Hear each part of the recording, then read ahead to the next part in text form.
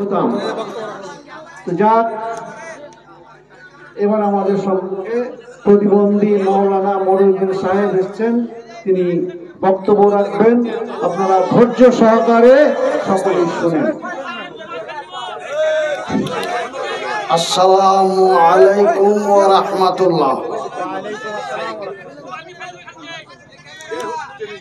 আমার ভাইরা, আপনারা কেউ কথা বলবেন না। এই স্ট্যান্ড গুলো একটু নিচু করো আর মুখটা একটু ছেড়ে দাও বাস। আচ্ছা ভাই, আপনারা সবাই কথা বলবেন না, সবাই কথা বলবেন না।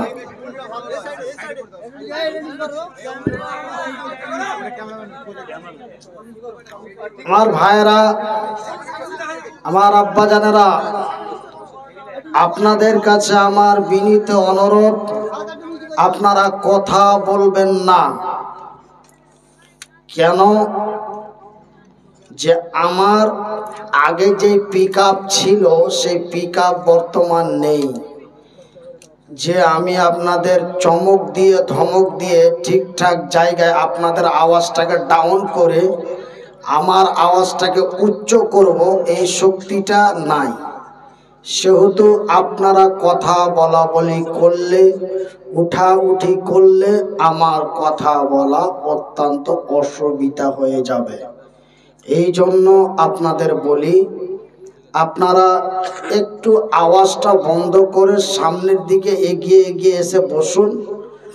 কথাগুলি কোরআন হাদিসের বলার চেষ্টা করব এবং বলবো।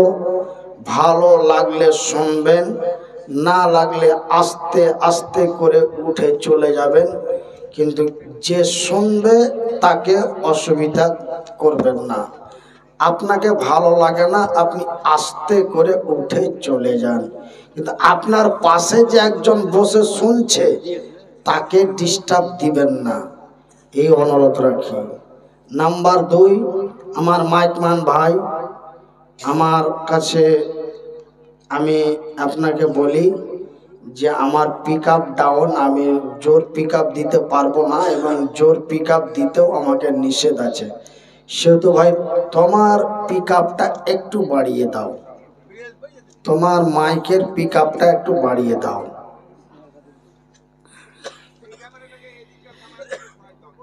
ইন্নাল হামদালিল্লাহি নাহমাদুহু ওয়া নাস্তাইনুহু ওয়া নাস্তাগফিরুহু ওয়া নু'মিনু বিহি ওয়া নাতাওয়াক্কালু আলাইহি ওয়া নাউযু বিল্লাহি মিন শুরুরি আনফুসিনা ওয়া মিন সাইয়্যাতি আমালিনা।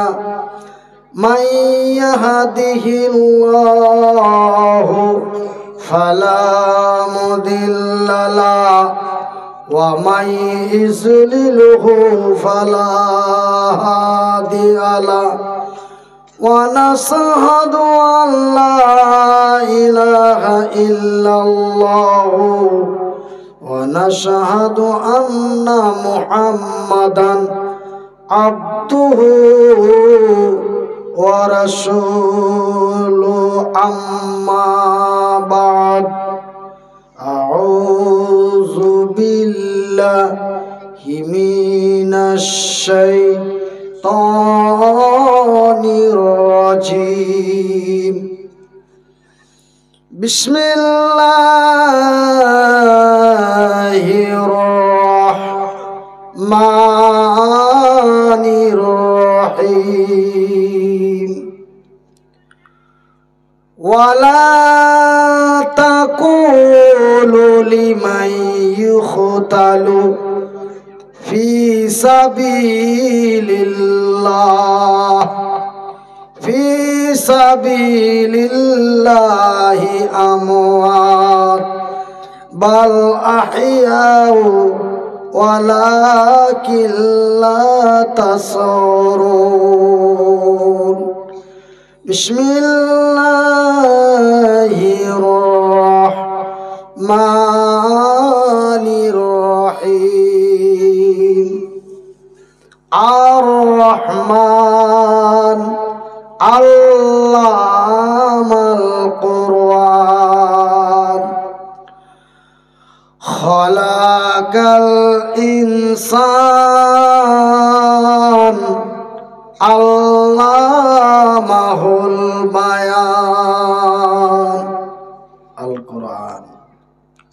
قال النبي صلى الله عليه وسلم من بنى لله مسجدا بنى الله له بيتا في الجنة। البخاري।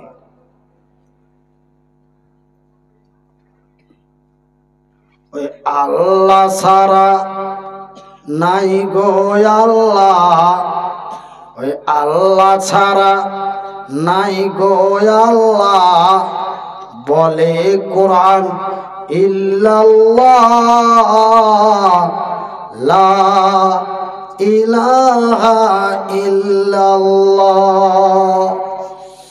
এই মানুষ যখন আল্লাহ বলে ভুলিয়া যে গেল, তখন নবী মুস্তাফাকে পাঠাইয়া যে দিল, সেই নবীজির নামটি হলো, সেই নবীজির নামটি ছিল মুহাম্মদ ইয়া রাসূলুল্লাহ লা ইলাহা ইল্লাল্লাহ। আমার নবী যখন প্রচার করেন, আমার নবী যখন প্রচার করেন, এই কালিমা বলে কাফেরেরা পাথর মারে সঙ্গে দলে দলে। আর কেউ তো বলে জাদুগিরি, আর কেউ তো বলে নিয়া রাসূলুল্লাহ লা ইলাহা ইল্লাল্লাহ লা ইলাহা ইল্লাল্লাহ। এই কালিমার উচ্চারণে, এই কালিমার প্রচারণে সারা বাংলা উজালা। নারে তাকবীর। এই কালিমার উচ্চারণে সারা ভারত উজালা। লিল্লাহি তাকবীর। এই কালিমার প্রচারণে এই মাহফিল উজালা। আর এই কালিমার উচ্চারণে সারা বিশ্ব উজালা। লা ইলাহা ইল্লাল্লাহ লা ইলাহা ইল্লাল্লাহ। সম্মানিত আজকের সভার সভাপতি, আগত উলামায়ে ইকরাম, সম্মানিত অতিথি বৃন্দ, অত্র এলাকা থেকে ছুটে আসা ইসলাম দরদি ভাই ও বন্ধুরা, বয়োজ্যেষ্ঠ বয়সপ্রাপ্ত বাপ এবং চাচারা, স্নেহের কচি কচি ছেলেরা, পর্দায় বসে থাকা মা ও বোনেরা, প্রশংসা ওই মহান আল্লাহর, যেই মহান রব্বুল আলামিনের অশেষ দয়ায় মহান রব্বুল আলামিন আমাকে কঠিনময় বিপদের মধ্য থেকে, মৃত্যুর হাত থেকে সুরক্ষিত করে পুনরায় আপনাদের মাঝে উপস্থিত করিয়ে দিয়েছেন। তাই তার শুকরিয়া আদায় করে বলি আলহামদুলিল্লাহ। তারপরে পরেই আমাদের ধর্মের গুরু, ধর্মের নেতা, দো জাহানের নবী, নবী মুহাম্মদুর রাসূলুল্লাহ, বলুন সাল্লাল্লাহু আলাইহি ওয়াসাল্লাম। আমার সম্মানিত শ্রোতা মণ্ডলী ও আমার শিক্ষিতা মা ও বোনেরা, আপনাদের এই মুর্শিদাবাদ জেলার অন্তর্গত সাগরদিঘি থানার অন্তর্গত ঝলসা গ্রামের মসজিদের উন্নতি কল্পের একটি জালসায় মহান আল্লাহ আমাকে উপস্থিত করেছেন, তাই পুনরায় তার শুকরিয়া আদায় করে বলি আলহামদুলিল্লাহ। আমার ভাইয়েরা, আপনাদের সাগরদিঘি থানায় আমি অনেক প্রোগ্রাম করেছি।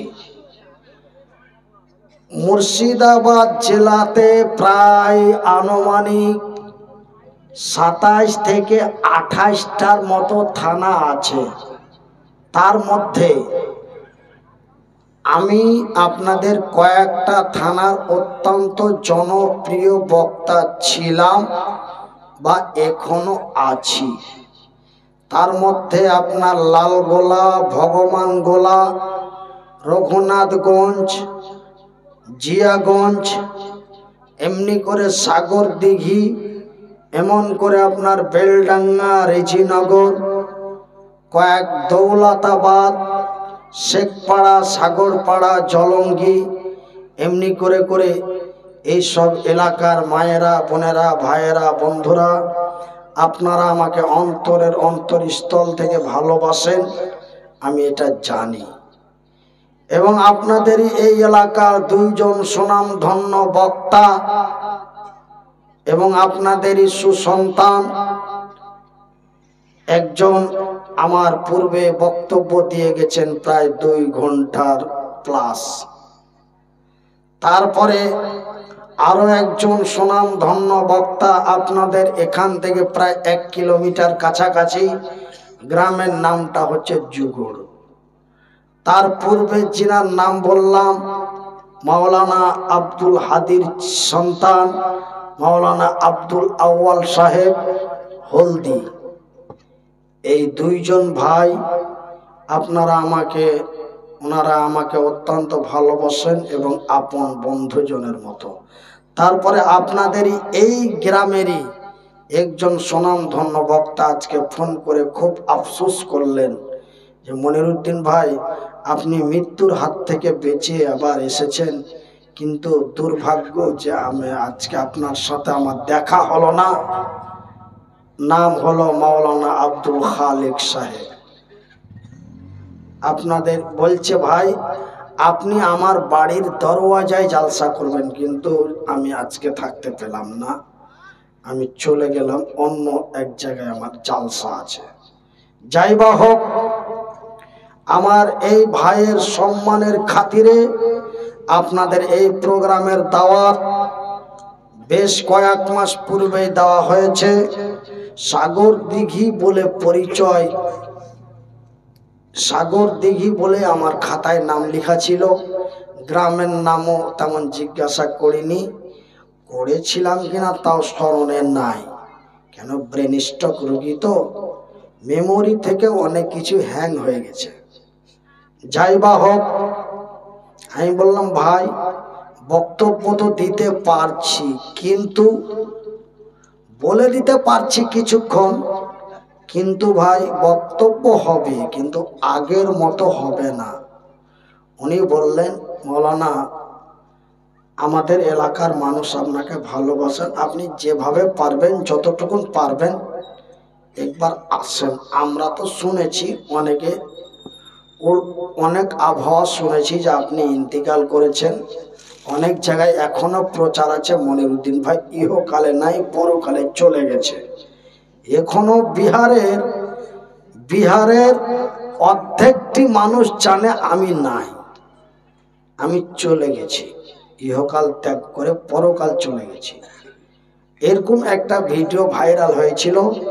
তারপরে যখন আমার 14 দিন পর জ্ঞান ফিরল, 15য় আরো একটা ভিডিও ভাইরাল হলো যে না, মনিরুদ্দিন ভাই মরেনি, তবে উনি মৃত্যুর সাথে পাঞ্জা লড়ছে, উনি এখন হালকা সুস্থতার দিকে আছে, পিজিতে ভর্তি আছে। এই বলে ফের আবার দ্বিতীয় ভিডিও একটা ভাইরাল হয়েছে। তো ওই ভিডিওটা অনেকে শুনেছে, অনেকে শুনেনি, কিন্তু মরে যাওয়াটাই বেশি ভাইরাল হয়ে গেছে। কিন্তু ভাই আপনাদের দোয়ায়, আল্লাহর দয়ায় আল্লাহ আমাকে এখন পর্যন্ত বাঁচিয়ে রেখেছেন। কতদিন রেখেছেন আল্লাহ, আমার আল্লাহ ভালো জানেন। তাই আমি আপনাদের টান টুন পিক আপ দিয়ে আগের মতো ক্যাসেট বাজাতে পারবো না, তবে আমি দু একটা কথা আপনাদের বলে যাই। আমরা নওজোয়ান তরুণ যুবক, আমার আল্লাহ রাব্বুল আলামিন তার পবিত্র কোরআনে বলেছেন, আর রহমান, আমি বড় দয়াবান, আমার নাম রহমান, আমি অতি দয়ালু দয়া দাতা, আমার দয়া এবং মায়ার কোনো সীমা নাই। একবার বলি সুবহানাল্লাহ। আমার আল্লাহর এত দয়া, আমার আল্লাহর এতই মায়া, আমার আল্লাহ এই পৃথিবীর মানুষকে এত ভালোবাসেন। বন্ধুরে, এই পৃথিবীর মানুষকে আমার আল্লাহ এত ভালোবাসেন যে আমার আল্লাহ 1-2 করে প্রায় 18 থেকে 20 হাজারের মতো মাখলুক সৃষ্টি করেছেন। কিন্তু সর্বোচ্চ উত্তম করে, আশরাফুল মখলুক করে, হুদাল লিন্নাস করে, অতি সুন্দর এবং অতি সুন্দরী করে এই পৃথিবীর মখলুককে তথা আমাদেরকে তৈরি করেছেন, বলি আলহামদুলিল্লাহ। শুধু তাই নয় আমার ভাইরা, আমার আল্লাহ তার আকাশের উপর থেকে তার জমিনের নিচে পর্যন্ত আমার আল্লাহ যাহা কিছু সৃষ্টি করেছেন, যাহা কিছু তৈরি করেছেন, সোনা থেকে নিয়ে চাঁদি পর্যন্ত, হীরা থেকে নিয়ে মণি পর্যন্ত, গাধা থেকে নিয়ে ঘোড়া পর্যন্ত, কুত্তা থেকে নিয়ে বিড়াল পর্যন্ত যত কিছু জিনিস আমার আল্লাহ সৃষ্টি করেছেন এই পৃথিবীর মানুষের নিয়ামত হিসাবে তৈরি করেছেন। একবার জোরে বলি নারে তাকবীর। আমার ভাইরা, ঘোড়ার পিঠে মানুষ চড়ে না মানুষের পিঠে ঘোড়া চড়ে? কথা বলেন। তবে ঘোড়া কার জন্য বানা হলো? মানুষের জন্য। আচ্ছা, সোনার গয়না, সোনার গয়না মানুষ পরে না মুরগি পরে? তবে সোনা তৈরি করা হয়েছে মানুষের জন্য।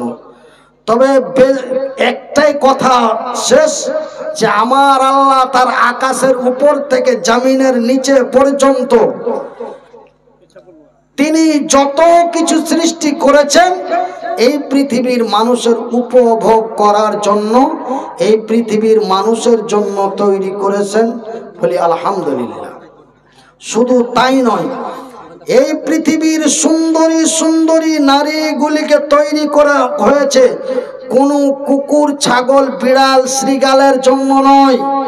এই পৃথিবীর নারী জাতিকে তৈরি করা হয়েছে এই পৃথিবীর মানুষের তথা আমাদের জন্য, এই পৃথিবীর মানুষের জন্য।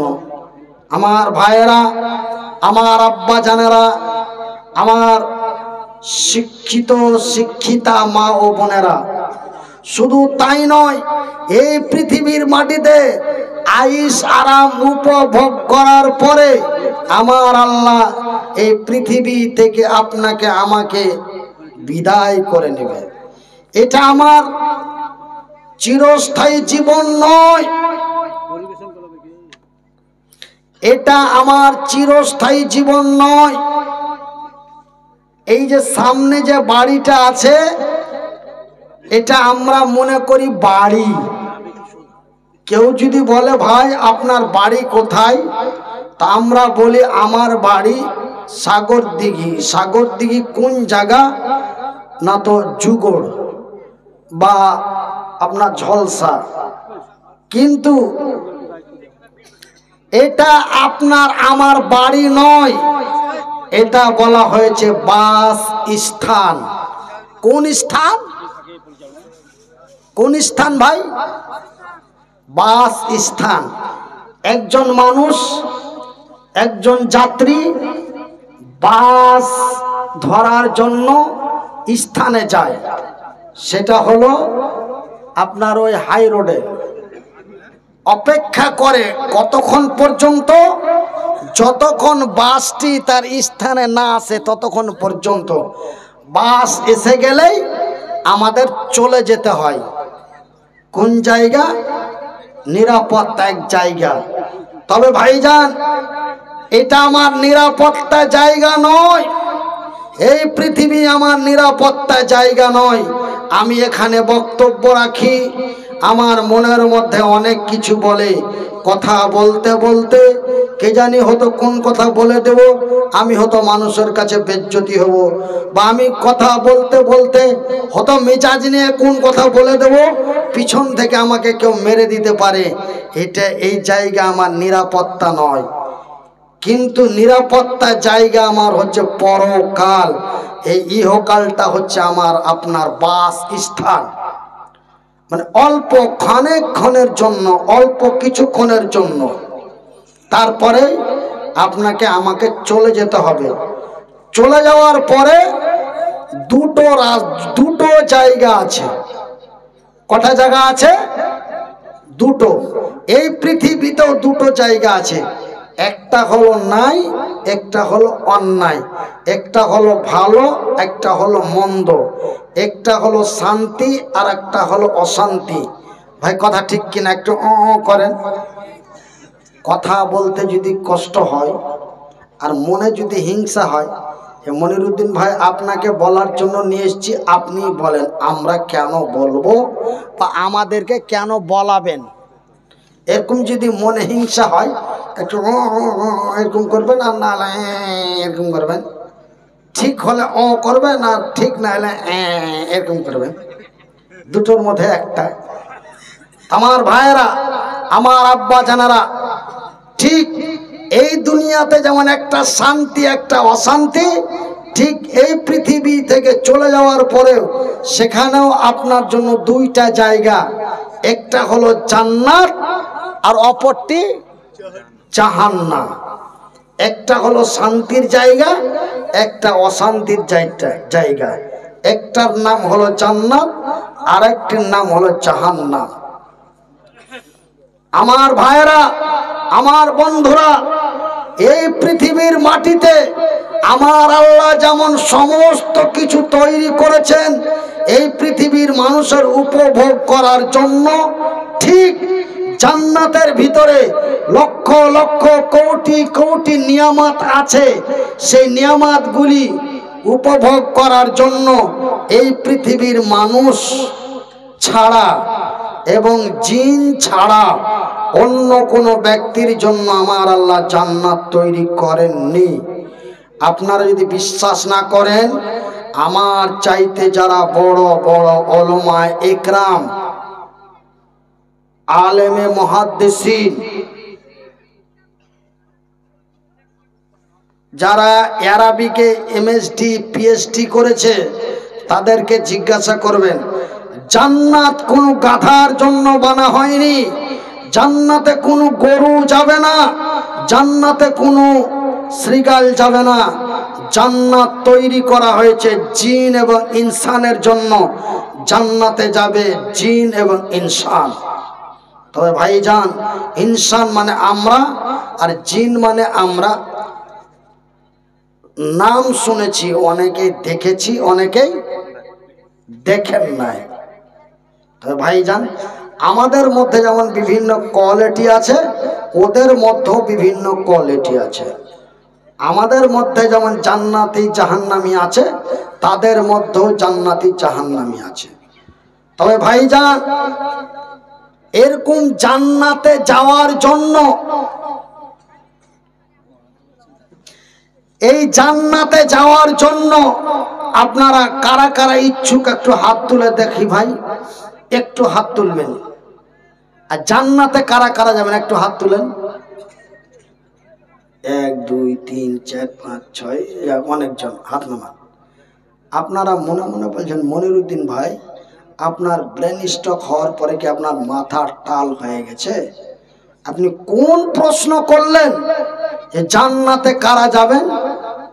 আরে ভাই, আমি জানি আপনারা যেটা বলতে চাইছেন তার আগেই আমার মানে এখানে তৈরি হয়ে আছে কথাটি। জান্নাতে সবাই যেতে চায়, জান্নাত সবাই যেতে চায়। একটা মাতাল সাগর দিঘি থেকে মাল খেয়ে মোড়গ্রাম যাচ্ছে, যাওয়ার পথে আপনাদের এই রাস্তায় পড়ে আছে, মুখ দিয়ে লালা বইছে, কথা স্পষ্ট হয় না। ওকে যদি আপনি একটু হুঁড়া দিয়ে বলেন, এই তোর বাড়ি কোথায়, বলে কে বা, ওই মুহূর্তে যদি ওকে বলেন জান্নাতে যাবি না জাহান্নামে যাবি, ও বলবে আমি জান্নাতে যাব। ভাইজান, একজন জেনাকারী ব্যভিচারী মহিলাকে যদি বলেন যে তুই জান্নাতে যাবি না জাহান্নামে যাবি, সে বলবে আমি জান্নাতে যাব। একটি অমুসলিম, অমুসলিম বলতে আমরা যাকে হিন্দু, ডোম, চামার, সাঁতাল, ইহুদি, খ্রিস্টান, যারা এক কথায় পার ইসলাম ধর্মের বাইরে, তাদেরকেই বলা হয় অমুসলিম। একজন অমুসলিমকে যদি ডেকে বলেন, একজন অমুসলিম কিন্তু জান্নাত পাবে না, তার জন্য কিন্তু জান্নাত নয়। আপনি তাকে যদি বলেন, এই রেন্টু, কি কি বলছো? বলছো তুই জান্নাতে যাবি না জাহান্নামে যাবি? ওলা কি বলছি বা, আমি স্বর্গে যাব। কোথায় যাব? স্বর্গে যাব। আমরা বলি জান্নাত এবং জাহান্নাম, ওরা বলে স্বর্গ এবং নরক। তবে আমি মনিরুদ্দিন এখানে বসে থাকছি, আর আপনারা খাতা কলম নিয়ে সারা পৃথিবী ভ্রমণ করে আসেন। এমন কোনো জাতি, ধর্ম, এমন কোনো ব্যক্তি সে বলবে না যে আমি জান্নাতে যাব না, আমার জান্নাতের দরকার নাই, আমি জান্নাতে যাব না। এরকম কোনো ব্যক্তি আছে? একটা দেখাতে পারবেন? একটা যদি দেখাতে পারেন, তবে আমি মনিরুদ্দিন আল্লাহ ব্যতীত অন্য কোনো ব্যক্তি বা অন্য কোনো বস্তুর উপরে কসম খাওয়া যায় না, যাকে আমরা সাধারণ বাংলায় বলি কিরে নাকি। আল্লাহ ব্যতীত, আল্লাহ ছাড়া, আমার শিক্ষায় যোগ্যতা দিয়ে বলছি, আল্লাহ ব্যতীত, আল্লাহ ছাড়া অন্য কোনো ব্যক্তি বা অন্য কোনো বস্তু, বস্তু মানে জিনিস, এটা একটা জিনিস, অন্য কোনো ব্যক্তি বলতে মানুষকে বোঝায় বা আর কিছু বোঝায়, আর বস্তু বলতে, বস্তু বলতে জিনিস বোঝায়। তো এমন কোনো বস্তু বা এমন কোনো ব্যক্তিকে সামনে রেখে কোনো কিরা বা কসম করা যায় না, হারাম বা কাবিরা গুনাহ। আমরা যেমন বলছি, এ ভাই, এ ভাই, তোকে আমি এই আমার কর্ম ছুঁয়ে বলছি আমি ইয়ে করিনি, এরকম আমরা কসম খাই না? বলে ভাই এই যে আমার বাচ্চার মাথায় হাত দিয়ে বলছি, কসম করে বলছি আমি এ কাজ করিনি। ভাই আমি এই যে খাবার নিয়ে বলছি আমি এ কাজ করিনি। এইভাবে কোনো কসম করবেন না। বেঁচে আছি কথাটা বলে গেলাম, হঠাৎ কখন দুনিয়া থেকে চলে যাব আমি এবং পৃথিবীর কেউ জানে না, জানে শুধু আমার আল্লাহ। তবে যেতে যেতে রাস্তা থেকে ফিরে এসেছি, আল্লাহ ফিরিয়ে পাঠিয়েছে। কতদিনের জন্য ফিরিয়ে পাঠিয়েছে জানি না। মায়ের পেট থেকে এসে 42 বছর খুব দাপটে খুব চাপটে চললাম। হঠাৎ করে 2022 সালের 28শে নভেম্বর 10 মিনিটের মধ্যে বিছানায় শুইয়ে দিল। এমন শোয়াইল, এমন ঘুম দিল, 14 দিন ঘুম ভাঙলো না। কতদিন? 14 দিন। ডাক্তার বড় বড় সার্জেনেরা আমার ঘুম ভাঙানোর জন্য 132টা ইঞ্জেকশন এবং 48টা স্যালাইন দেওয়ার পরও ঘুম ভাঙে না। ঘুম ভাঙলে সকাল, না ভাঙলে পরকাল। ঘুম ভাঙানোর চেষ্টার পর চেষ্টা করে ঘুম ভাঙে না। বাড়ির লোককে ডেকে বলল, আমার স্ত্রীকে এবং আমার আরো যারা আমার ভাগনা এবং আরো যারা ছিল আমাকে দেখাশোনার দায়িত্বে, ওদেরকে ডেকে পরিচয়গুলো, পিজির বড় সার্জন, তিনি সমস্ত পরিচয় নেওয়ার পরে বলছে যে মনিরুদ্দিনের ঘুম ভাঙানো যাচ্ছে না, মনে হয় ঘুম ভাঙবে না। এই ঘুম যদি ভাঙাতে পারে একজনই পারবে, তার নাম হলো ভগবান, ঈশ্বর বা গড বা আল্লাহ বা রব। তার কাছে তোমরা প্রার্থনা করো। হিন্দু মানুষ তো, আমি জ্ঞান ফেরার পরে আমি খবরগুলো পেলাম। তো তোমরা গডের কাছে বা ঈশ্বরের কাছে, আল্লাহর কাছে তোমরা প্রার্থনা করো, যদি উপরওয়ালা তার ঘুম ভাঙায় তবে ঘুম ভাঙবে, আর না হলে আমাদের ক্রিয়াকারাম শেষ, আমরা আর পারছি না। আমার ছেলের মা তথা আমার স্ত্রী বিভিন্ন জায়গায় যত বন্ধু ভাই ব্রাদার পরিচিত যত ব্যক্তি আমার মোবাইলে নাম্বার ছিল, বাংলাদেশ থেকে নিয়ে ভুটান পর্যন্ত, নেপাল থেকে নিয়ে আপনার মহারাষ্ট্র পর্যন্ত যত আমার বন্ধু ছিল এবং যত মোবাইল নাম্বার ছিল, প্রত্যেকটা নাম্বারে ফোন করে বলা হলো যে আপনারা একটু দোয়া করবেন, মনিরুদ্দিন ভাইয়ের আশ্বাস মনে হয় পাওয়া যায় না, আপনারা একটু দোয়া করবেন। এই বলে চতুর্দিকে আমার স্ত্রী ফোন করলো, বিভিন্ন জায়গায় আমার জন্য দোয়া হলো। একটু আগে যেমন পাকুড়ের ভাই আমার শামীম ভাই বলছিলেন আমার কথা, ঠিক গতকালকে নদিয়া ডিস্ট্রিক্টের করিমপুর থেকে একটা ডেট হলো ফেব্রুয়ারি মাসের 24 তারিখ। আমাকে বলছে ভাই আমি করিমপুর বাজার মসজিদের ইমাম, আমাদের মসজিদে মাইকে এলান হয়ে প্রায় 1,500 মানুষকে নিয়ে একসাথে 15 মিনিট আপনার জন্য দোয়া হয়েছে যে আল্লাহ তার সুস্থতা কামনা করি এবং তার তাকে হায়াতের দারাজ করো। এই বলে আমরা অনেকেই কেঁদে কেঁদে আপনার জন্য দোয়া করেছি। তাই আপনাদের দোয়ায়, আল্লাহর দয়ায় আল্লাহ আমার ঘুমটা ভাঙিয়ে দিল। 14 দিন পর আপনার ডিসেম্বর মাসের 11 তারিখ বৈকাল 4 ঘটিকায় আমার ঘুমটা ভেঙে গেল। তারপরে ওষুধ চলতে আছে, ওষুধ চলতে আছে, ট্রিটমেন্ট চলতে আছে, ট্রিটমেন্ট চলতে চলতে চলতে চলতে এই পর্যন্ত সুস্থ হতে আমার প্রায় 24 লক্ষ টাকা চলে গেছে। 24 লক্ষ টাকা খরচ করার পরে আল্লাহ এতটুকুন আমাকে ফিরিয়ে দিয়েছে, বলি আলহামদুলিল্লাহ, যে আমি আপনারাকে দেখতে পাচ্ছি এবং আস্তে আস্তে করে কিছু কথা আপনাদের কাছে বলতে পারছি। তবে ভাইজান, আমি কি কথাটা বলছিলাম যে মহান আল্লাহ এই পৃথিবীর মানুষের জন্য জান্নাত বানিয়েছেন এবং জান্নাত অতি আনন্দময় জায়গা এবং জান্নাত অতি খুশিময় জায়গা এবং ওই জান্নাতে সবাই যেতে চায়, কেউ যেতে পারে। তবে আমি মনিরুদ্দিন বলছি ভাইজান, জান্নাত মামুর বাড়ি নয়, জান্নাতে যেতে গেলে আপনাকে কিছু ত্যাগ স্বীকার করতে হবে।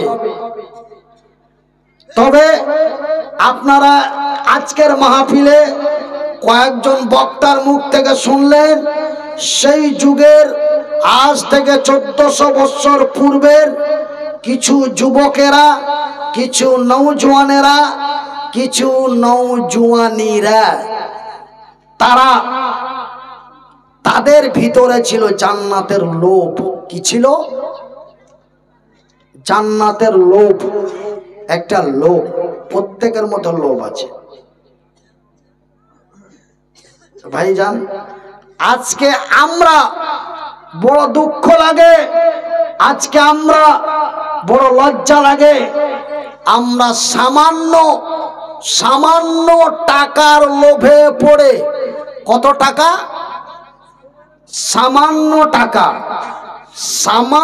টাকার লোভে পড়ে আমরা নিজের স্ত্রীকে, নিজের বোনকে, আমার বোন আপনার বোন, আমার স্ত্রী আপনার স্ত্রী আজকে ফেসবুকে ভেসে উঠেছে। কথা ঠিক কিনা বলেন? একটু বা একটু বলবেন ভাই, কথা ঠিক কিনা বলেন? আজকে আমার বোন আপনার বোন, আমার ভাবি আপনার ভাবি খালি মানে হাসি ঠাট্টা ভিডিও করছে আর ফেসবুকে ছাড়ছে। হাসি ঠাট্টা ভিডিও করছে আর ফেসবুকে ছাড়ছে। স্বামী স্ত্রী ওকে যদি বলতে যান, হ্যাঁ গো ভাই ইয়া কেনা করছো, বলে আমি কি কোনো অন্য মেয়ে নিয়ে করছি, আমার স্ত্রীকে নিয়ে করছি। আরে পাগলের দল, ছাগলের বাপ, স্ত্রীটা তোর, কিন্তু তুই যে তোর স্ত্রীকে ধাক্কা মেরে মাটিতে ফেলে দিচ্ছিস আর তোর স্ত্রীর অর্ধেকটা কাপড় উঠে যাচ্ছে, এটা যে তোর ভাই, তোর ভাতিজা, তোর বড় চাচা, তোর মাঝকল চাচা দেখছে কি জি? হ্যাঁ বলে কইরমা এত সুন্দর মাল ব্যবহার করছে বা কি ভাই, কথা বলেন তো? এই ভিডিওগুলো আমরা কেন করি? সামান্য টাকার লোভে পড়ে। মানে আমার একটা ভিডিও যদি ভাইরাল হয়ে যায়, ভিডিওটা যদি আমার মনিটরি ওয়ান হয়ে যায়, আমাকে গুগল কোম্পানি কিছু টাকা দিবে ডলারের বদল। এই তো লোক। আপনি মাসে কত পান? যদি আপনার 50 থেকে 1 লক্ষ ফলোয়ার হয়, আপনার যদি 1 মিলিয়ন ভিউ হয়, তবে আপনি খুব টাকা পেলে 40 থেকে 45 হাজার টাকা ভারতীয় পাবেন। এই সামান্য টাকার লোভে পড়ে আজকে আমরা নিজের স্ত্রীকে, নিজের বোনকে অনলাইনে তুলেছি, বলি আস্তাগফিরুল্লাহ। কিন্তু আমার মায়েরা, আমার বোনেরা, যারা এইভাবে অর্ধ উলঙ্গ হয়ে, বেপর্দা হয়ে, লিপস্টিক লাগিয়ে ছবি তুলে ফেসবুকে দাও, একটু কান খুলে শুনে নাও। তোমাদের মতনই এক যুবতী মহিলা, নারী, মক্কার মাটিতে জান্নাতের লোভে পড়ে, নবীর প্রেমে পড়ে, আজকে আমরা ধন সম্পদের লোভে পড়ে, সুন্দরী নারীর প্রেমে পড়ে আমরা জাতিকে দিয়েছি কলঙ্ক। জাতিকে কি দিয়েছি? একটু আওয়াজ ছেড়ে বলবেন আগে পিছে। আমরা জাতিকে কি দিয়েছি? কলঙ্ক। আমরা জাতিকে দিয়েছি কলঙ্ক। আর তাদের মধ্যেও দুটো জিনিস ছিল। আমাদের মধ্যে যেমন দুটো জিনিস আছে, তাদের মধ্যেও দুটো জিনিস ছিল। তাদের মধ্যে কি ছিল? তাদের মধ্যে ছিল জান্নাতের লোভ এবং নবীর প্রতি ভালোবাসা। তারা জান্নাতের লোভে পড়ে, নবীর প্রেমে পড়ে, তারা নিজের জীবন, নিজের মরণ, বিবি বাল বাচ্চা, ধন সম্পদ, তাদের কিছুই নজরে আসেনি। একবার বলি সুবহানাল্লাহ। আমার ভাইয়েরা, আমার বন্ধুরা, আমার আব্বা জানেরা, একদিন মক্কার মাটিতে আল্লাহর নবী এক বাড়িতে গেলেন। তাকে দাওয়াত দেওয়া হলো। যেমন আপনারা আমাকে দাওয়াত দিয়েছেন, বলছেন মনিরুদ্দিন ভাই আসেন, কিছু হাদিস কোরআনের কথা বলবেন, এই বলে আমাকে দাওয়াত দেওয়া হয়েছে। আমি আজকে আপনাদের এখানে আলোচনা করলাম। আমার আলোচনা শুনে আপনাদের কাউকে ভালো লাগলো, কাউকে মন্দ লাগলো, এমন কি কেউ আমার কিছু কথায় পরিবর্তন হয়ে গেলেন। ঠিক আমার নবী, আল্লাহর নবী, দয়ার নবী, বিশ্বের নবী, নবী মুহাম্মদুর রাসূলুল্লাহ, বলুন সাল্লাল্লাহু আলাইহি ওয়াসাল্লাম। আল্লাহর নবী, দয়ার নবী, বিশ্বের নবীকে এক জায়গায় ডাক দেওয়া হলো। আল্লাহর নবী সেই বাড়িতে গেলেন, আর সেই বাড়িতে যে আল্লাহ তার রাসূলের দ্বীনের কথা শোনাতে লাগলেন। দ্বীনের আলোচনা করতে করতে দীর্ঘ আলোচনার পর এই বাড়ির তিনজন ব্যক্তি, কয়জন?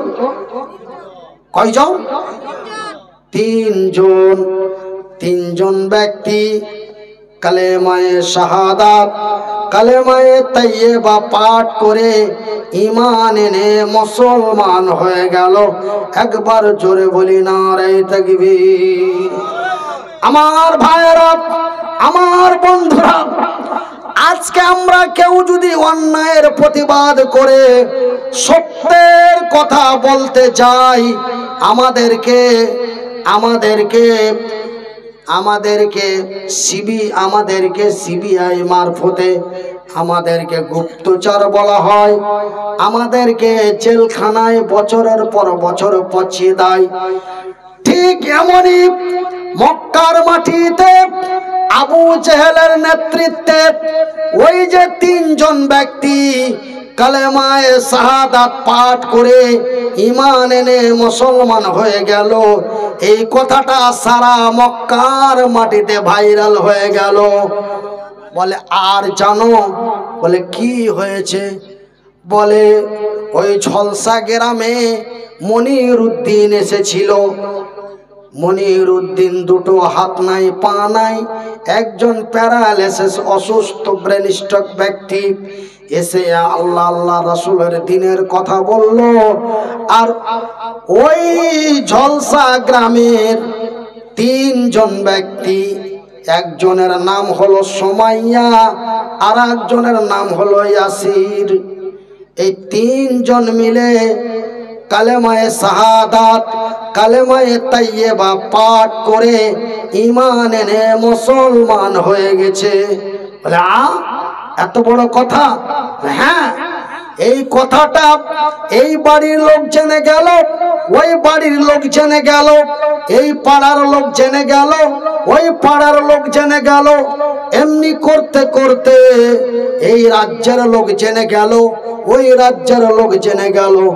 শেষ কথাটা সারা ভারতবর্ষের মাটিতে প্রচার হয়ে গেল।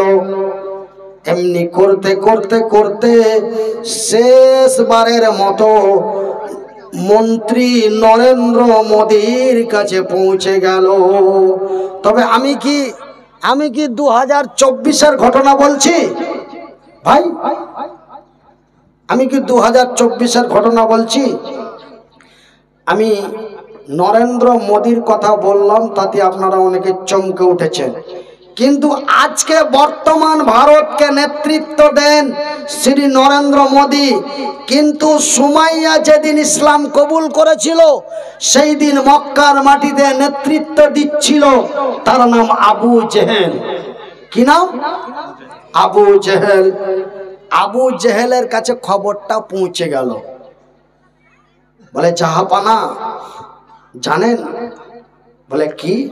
বলে সুমাইয়ার বাড়িতে একজন ব্যক্তি এসেছিল, নাম তার মুহাম্মদ, বলুন সাল্লাল্লাহু আলাইহি ওয়াসাল্লাম। কি না বলেছে, কি ফুক দিয়েছে। তারা একই পরিবারের তিনজন কালেমায়ে শাহাদাত, কালেমায়ে তাইয়্যিবা পাঠ করে ঈমান এনে মুসলমান হয়ে গেছে। এই কথাটি যখন আবু জেহেলের কাছে পৌঁছে গেল, আবু জেহেল চিৎকার গলায় বলে, কে রে, কার এত বড় ক্ষমতা আমার নেতৃত্বে নবীর দিন প্রতিষ্ঠিত করতে চায়?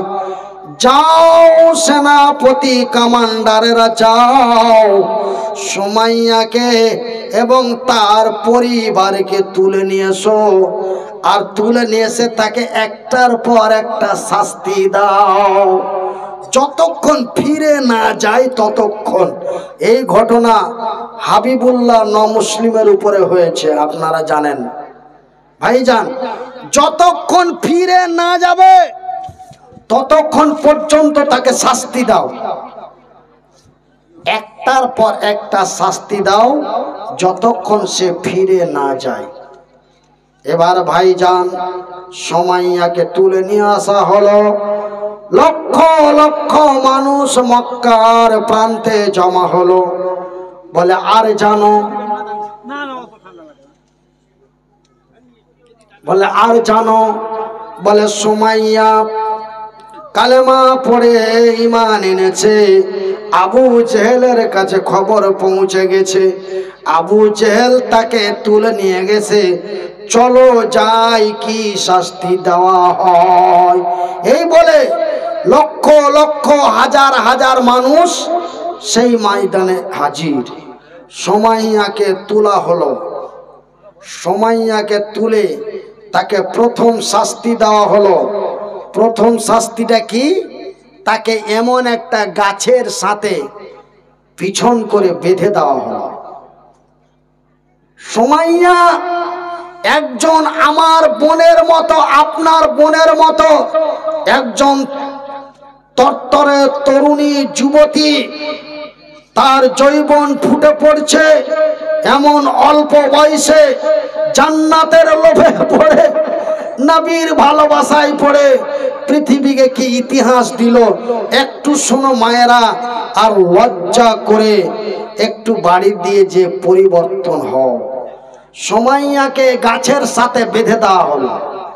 সুমাইয়াকে গাছের সাথে বেঁধে দিয়ে বলল, এখনো সময় আছে বল, এখনো সময় আছে বল। সুমাইয়া বলল, রে আল্লাহর দুশ্মনেরা, রে নবীর শত্রু আবু জেহেলের লোকেরা, আমি সুমাইয়া মক্কার মহিলা, এক আল্লাহকে বিশ্বাস করে নবী মুহাম্মদকে নবী স্বীকার করতে, যে অন্যায়ের প্রতিবাদ করতে, যে সত্যের বিজয়ের জন্য আমাকে গাছের সাথে বেঁধে দেওয়া তো দূরের কথা, আমাকে যদি পিটিয়ে শেষ করে দেওয়া হয়, আমি সুমাইয়া তবুও আর ফিরে যেতে পারি না। এই কথা যখন বলে দিল, এবার দ্বিতীয় শাস্তি সুমাইয়ার চালু হলো, তাকে উলঙ্গ করে দাও, তাকে উলঙ্গ করে দাও। যদি সতীত্বের ভয়ে, লজ্জার ভয়ে যদি সে ফিরে যায়। এই বলে সুমাইয়ার পরনের কাপড়গুলি খুলতে আরম্ভ করলো। সুমাইয়া আকুলি বিকলি কাকতি মিনতি করে বলে, রে আল্লাহর দুশ্মনেরা, রে নবীর শত্রুরা, আমি তোমাদের বোনের মতো একটা বোন রে, আমি তোমাদের মায়ের মতো একজন সন্তানের মা রে, আমার সতীত্ব নষ্ট করো না, আমার ইজ্জতের বেজ্জতি করো না। এত আকলি বিকলি কাকতি মিনতি করার পরেও তাদের জানে দয়া হলো না। এক এক করে সুমাইয়ার পরনে যত কাপড় ছিল সমস্ত কাপড়গুলি খুলে সুমাইয়াকে পূর্ণ উলঙ্গ করে দেওয়া হলো। জোরে বলি আস্তাগফিরুল্লাহ মিন কুল্লি জামবি ওয়া আতুবু ইলাইহি। তাকে পূর্ণ উলঙ্গ করে দেওয়া হলো, কিন্তু সুমাইয়ার হাত দুটি বাঁধা হয়নি। তাকে শুধু উল্টো করে গাছের সাথে বাঁধা হয়েছিল, হাত দুটি তার বাঁধা হয়নি। যেন সুমাইয়া নিচু হয়ে, ছোট হয়ে তাদের কাছে জোড়হাত করে যেন ক্ষমা প্রাপ্ত হতে পারে, এই বলে সুমাইয়াকে উল্টো করে বাঁধা হলো, কিন্তু তার হাত বাঁধানো হয়নি। এবার যখন সুমাইয়ার সমস্ত কাপড় চোপড় খুলে তাকে পূর্ণ উলঙ্গ করে দিল, সুমাইয়া তার হাতের মুজো দুটি দিয়ে তার লজ্জা স্থানে হাত দিয়ে বুকটা চেপে ধরে বলে, রে আল্লাহর দুশ্মনেরা, রে নবীর শত্রুরা, তোমরা কি জানো না আমার আল্লাহ বলেছেন আল্লাযীনা হুম লিফুরুজিহিম হাফিজুন। রে বিশ্ব জগতের নর নারীরা, তোমরা তোমাদের সারাম গায়ের হেফাজত করো, তোমরা তোমাদের অঙ্গের হেফাজত করো, তোমরা তোমাদের লজ্জা স্থানের হেফাজত করো। তবে ভাইজান, আমরা যে পুরুষ, তার জন্য একজন নারীর কাছে পর্দা করা লাগে কি লাগে না? আপনি যেমন, ওই মামুর বাটা মমতা ভাইয়েরা একটু খেয়াল করেন, খালি মোবাইল নিয়ে ব্যস্ত। ভাইজান, একজন নারীকে যেমন